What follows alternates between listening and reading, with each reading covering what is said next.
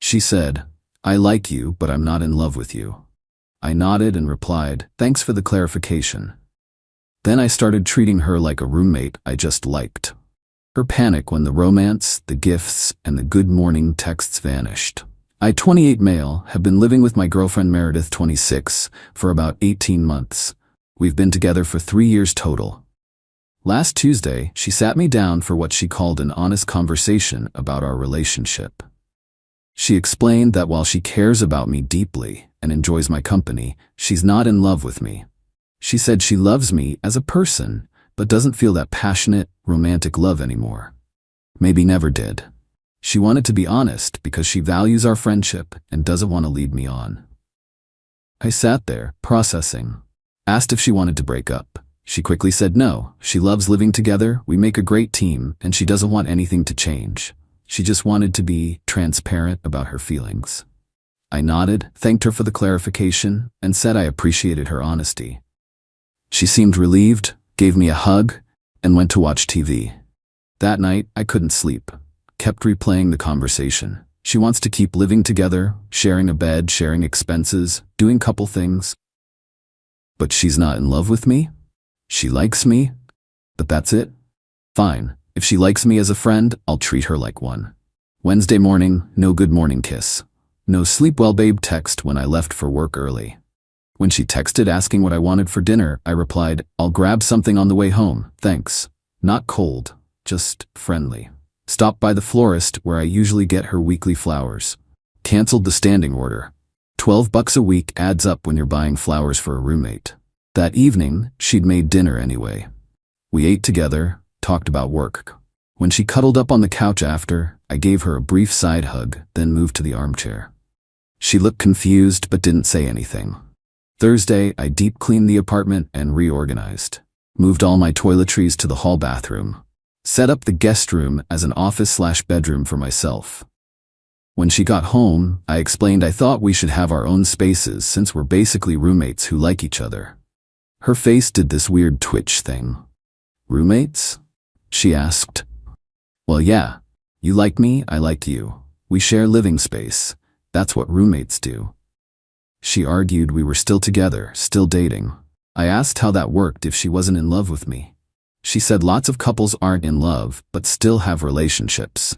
I said that sounded like friendship with benefits, and I wasn't interested in that arrangement.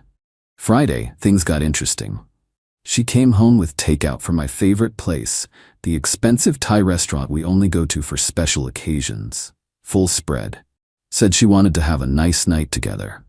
I thanked her, ate my portion, split the bill with her on Venmo, and went to the gym. Got about 15 texts while on the treadmill.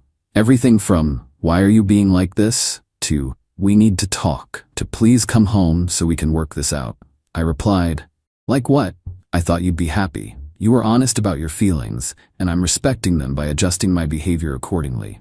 No pressure, no expectations, just two people who like each other sharing a living space." When I got home, she was waiting up, said I was being petty and childish.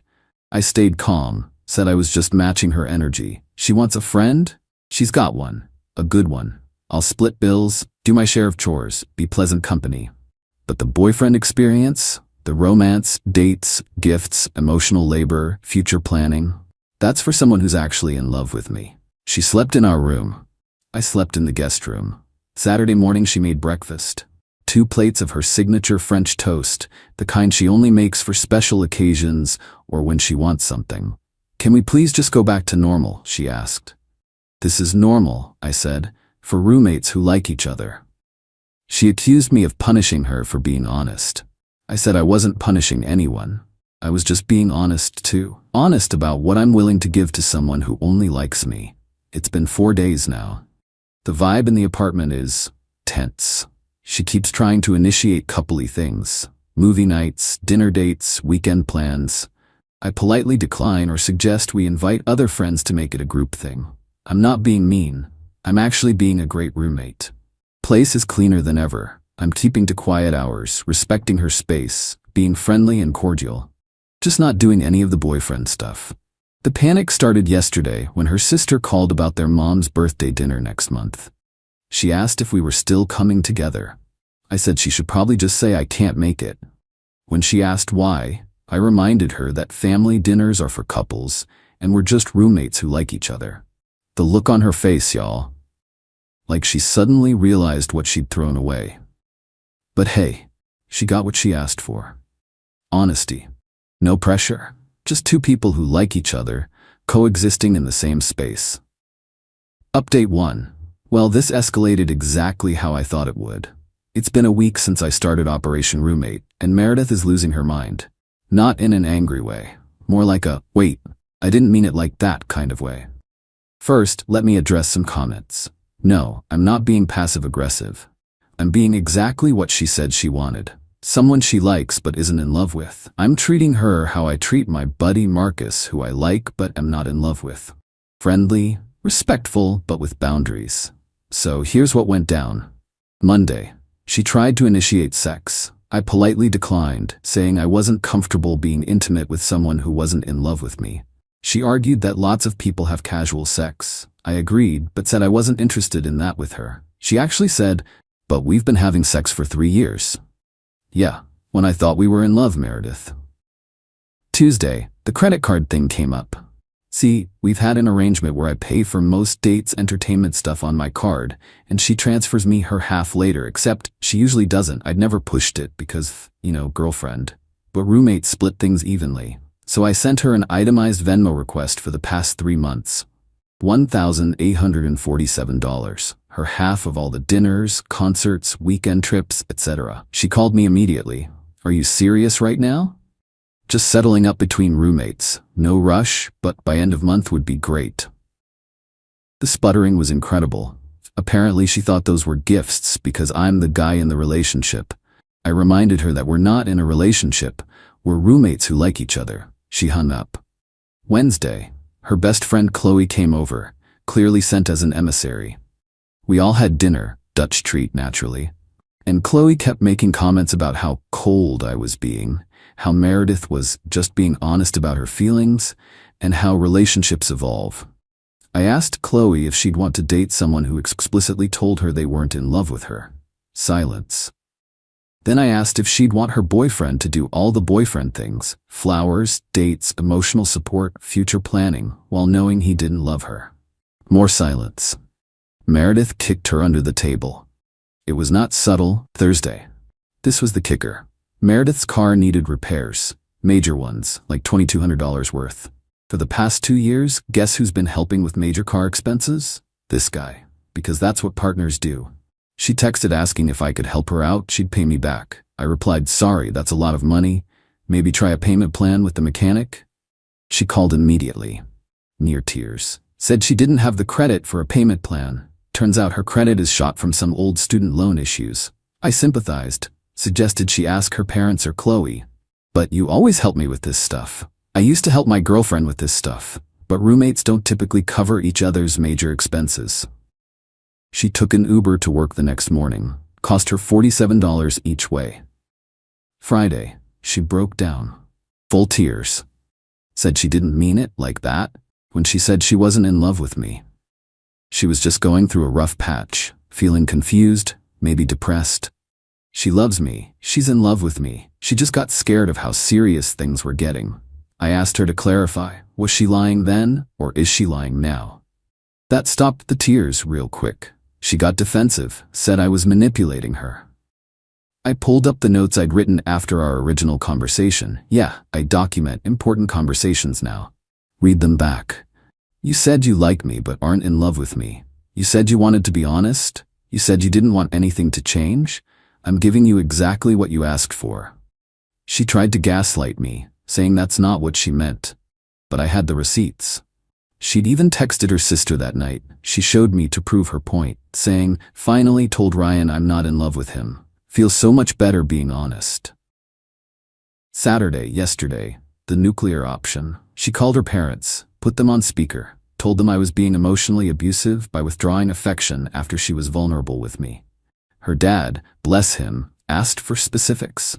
She explained the whole situation, dead silence. Then her dad said, so you told him you don't love him, but you're upset he's not acting like he loves you? Even her mom, who usually takes her side, said, Sweetheart, what did you expect?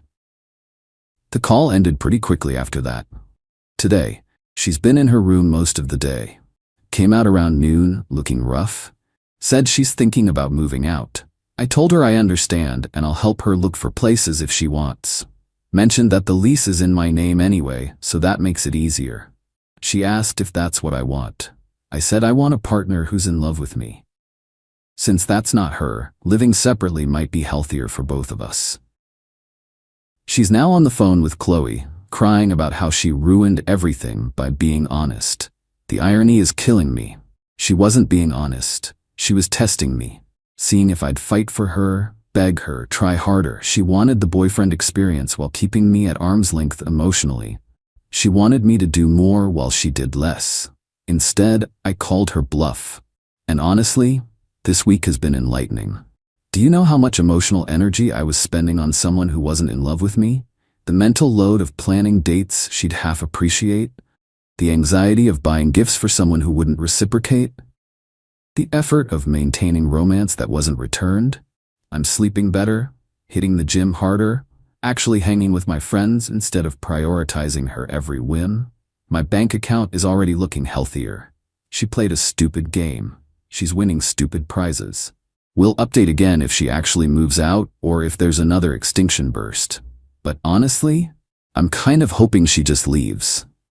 I've already checked out of this relationship. Might as well make it official. Update 2. Meredith went full nuclear. After my last update, she stayed in her room for most of Sunday, then Monday morning acted like nothing happened.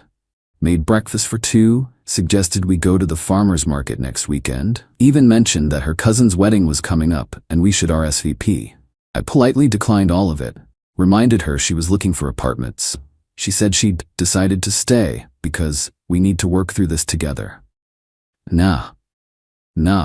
I started apartment hunting for her.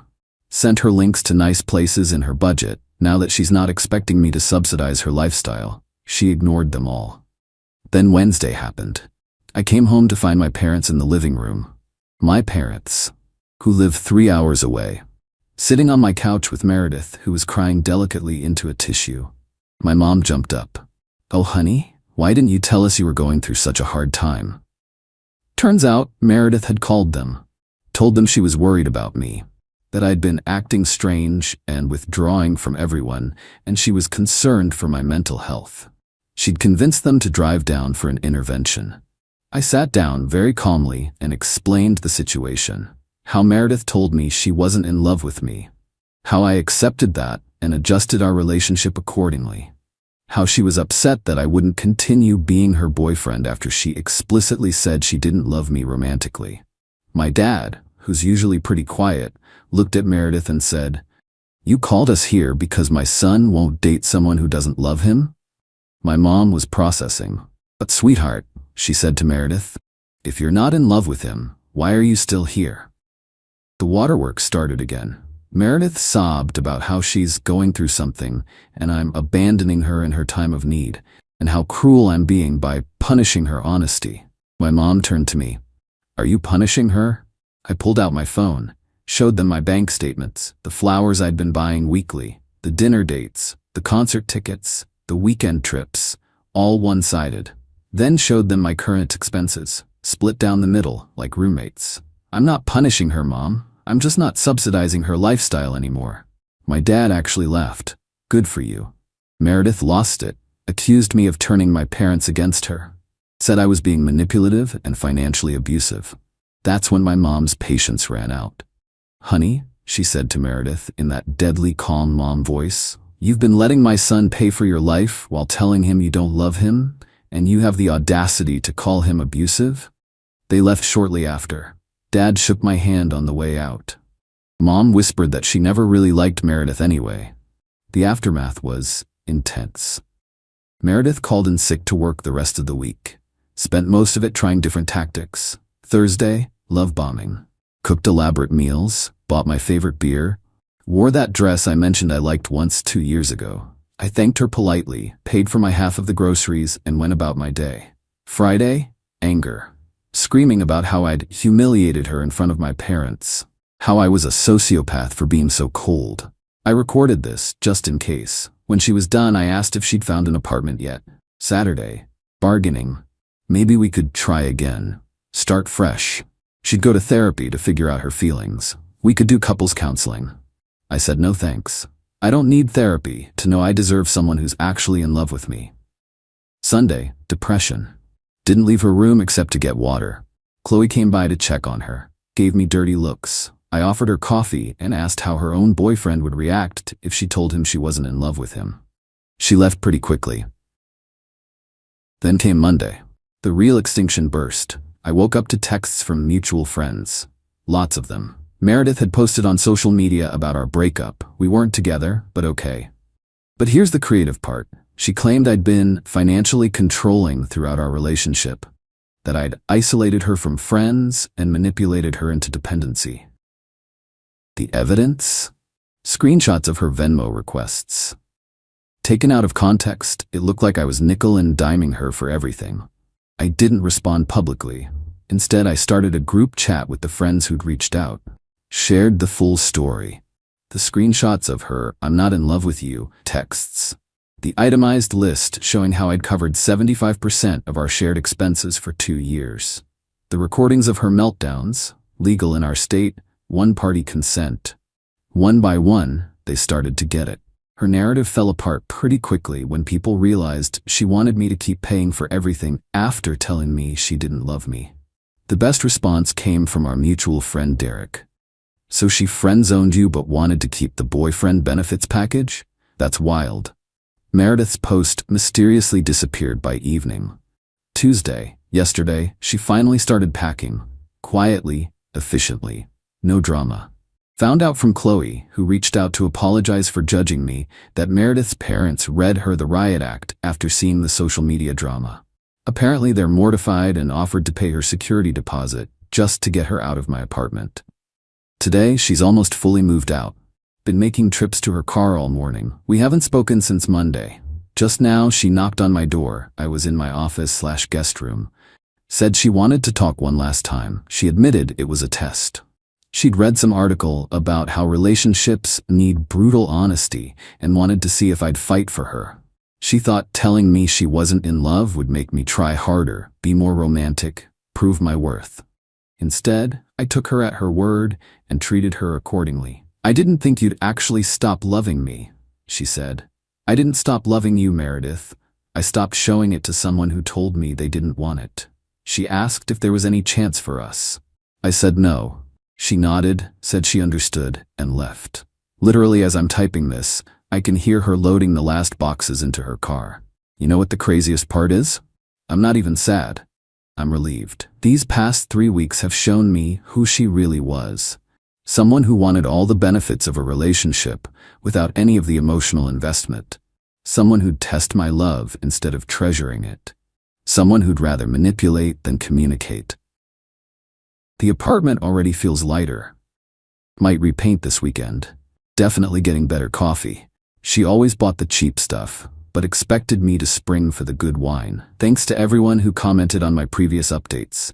You helped me see I wasn't crazy for expecting love from someone I was in a relationship with. Wild that that's a controversial stance, right? Going forward, I'm taking a break from dating. Want to rediscover what I actually like versus what I did to make her happy. Already signed up for that woodworking class I'd mentioned 2 years ago. She thought it was a waste of money then. Oh, and for anyone wondering, yes, I'm keeping the apartment. My name's on the lease, I can afford it solo, and it's in a great location. She's moving in with Chloe, apparently. Good luck to them both. Final update, she just texted asking if I'll reconsider when she's had time to work on herself. I didn't respond, just blocked her number. Sometimes the best revenge isn't dramatic or elaborate. Sometimes it's just taking someone at their word and letting them live with the consequences. Peace out. I've got a life to live and it's going to be with someone who's actually in love with me.